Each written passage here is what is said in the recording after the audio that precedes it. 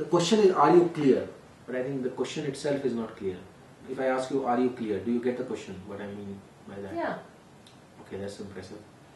What do you mean by, are you clear? What is the answer maybe? Are you okay?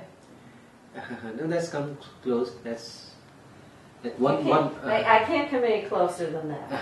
Neither can you. But actually, I already covered it when we were discussing about the relationship thing. Are you clear? The question is, are you really clear about your life purpose and you're really like, again, who you are and what you're supposed to be doing? Are you doing what you're doing? So that is a clarity. I'm clear about now. What I know worries me, and I probably shouldn't, but is I feel like I don't know where I'm going, but I always know where I am, pretty much. I mean, I have my moments, but I pretty much know. That is very good, but I think it's also important to, because again when we are growing, we have different evolution, right? And we keep on learning and we keep on becoming mature. But at a certain part we become mature, right? And from there again is we still learn every day. But at that, so this question, are you clear? Yeah. I come back to it and I will finish my fifth question because then it completes the whole exercise. It's not an easy question because I think everyone probably thinks they are clear, but they might not be clear, right? And it's very difficult to be clear because things are not so clear. Because in a job it's very easy because your boss tells you or the company tells you this is your job description and do this. I don't have a boss. Yeah, no, but I'm saying that some places things are easier. If you have a government job, maybe it's even more defined, and you come at certain hour, you go at certain hour, and maybe if you have other roles like as a mother, again it's very clear what you are. But I think to yourself, where you are your own boss, right, and you have to live with you. It's like mirror. When we see a mirror, we probably can see the truth. Unless the mirror is distorted. If mirror is distorted, obviously you are seeing the skewed form of the truth, not true. And mirror again depends on the clarity. If you have a hazy mirror, you will not see the clear picture. If you put some other picture on top of the thing, smiley, laughing, but you are weeping on the other thing, so you see something else, but that's not a true reality. And generally, you might not like to see the mirror because sometimes it's good to have assumptions, right? That maybe if I'm fat, but I can take assumption, no, I'm pretty fit, and I would not like to see the mirror, but mirror will not lie to me. Mirror is an independent source of telling you that the physical truth we can see. So here, if we take the same analogy, in meditation, what do is we turn things internally, and from our third eye we symbolically call it, or even our physical eye we can see it. Physical eye we use to see physical truths. But how does that work? I understand that that's in principle what it is, but how does it actually happen? What you do is you turn things internally. Then the other part is there. You see that also, the interaction. But you pretty much see yourself. You see your thoughts. Because your thoughts generally otherwise makes you run. Right? You don't observe them. Right? They become part of you and you think that that is the reality. But they are just the thought. I observe them, but go ahead.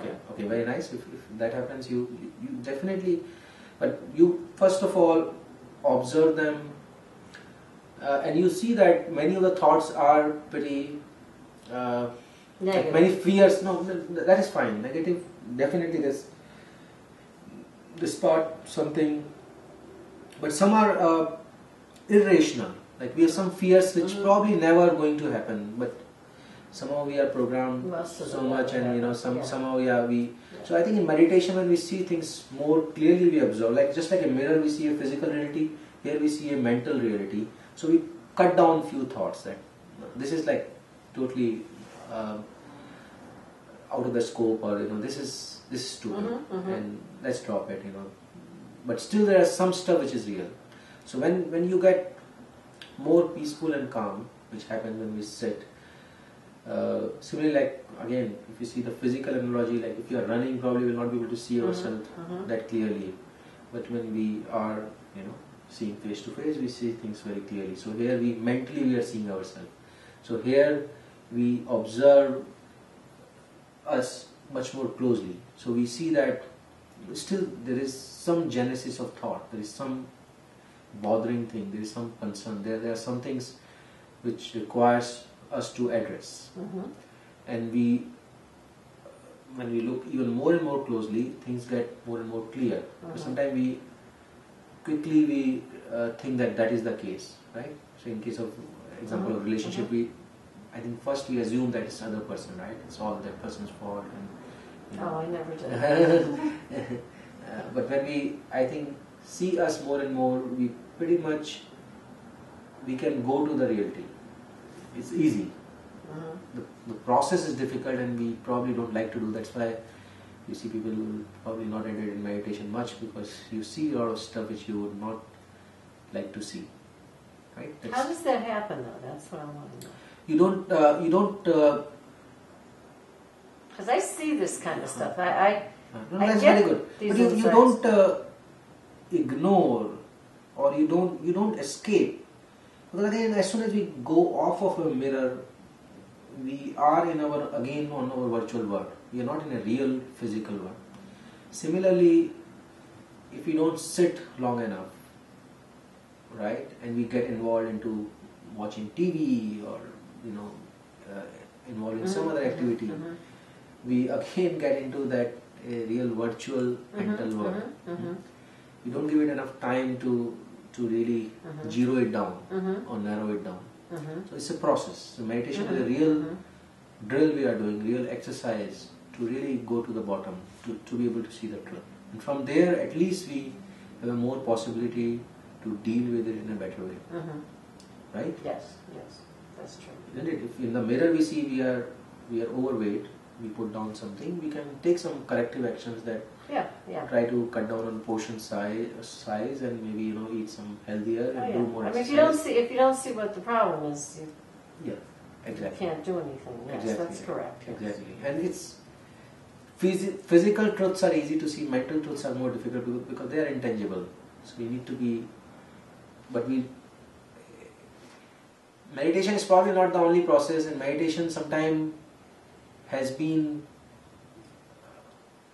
because you see that meditation, be thought free. So you're seeing the truth about yourself and your inner world. And the thing though is that I think in the stuff that you wrote, or just even what you've said, is that then somehow that makes you happy, or that makes you feel really good.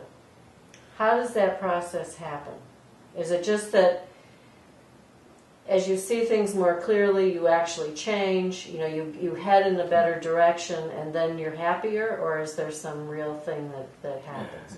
Because I feel like, again, remember, I've been alone a lot. I mean, I think, even though I say I can't really seem to do the meditation, I've been alone a lot and had a lot of need to look at my inner self over a long time, and I feel like I've done it. I mean, however well or badly, but I feel like I've done a lot of work there, and I feel since for a long time now, I believe that's really why we're here. I've really tried.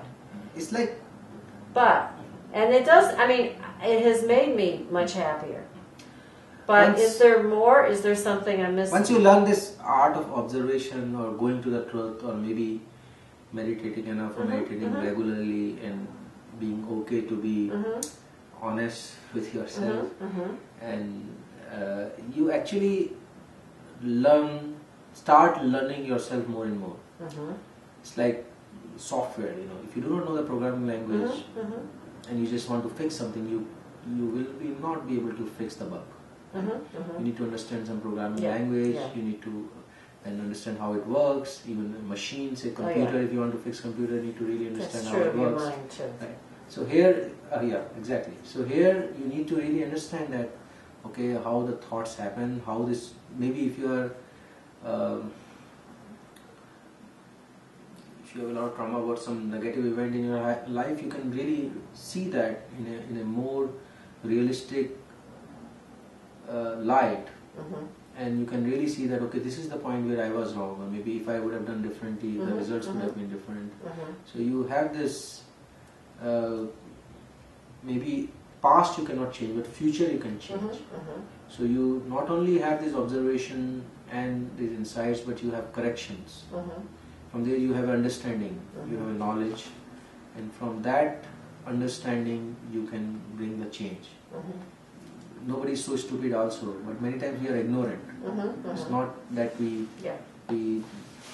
want to be ignorant, but sometimes we do not know. Sometimes we do not know that how can we handle mind, how can we handle our responses, our reactions, and can it be at all a possibility?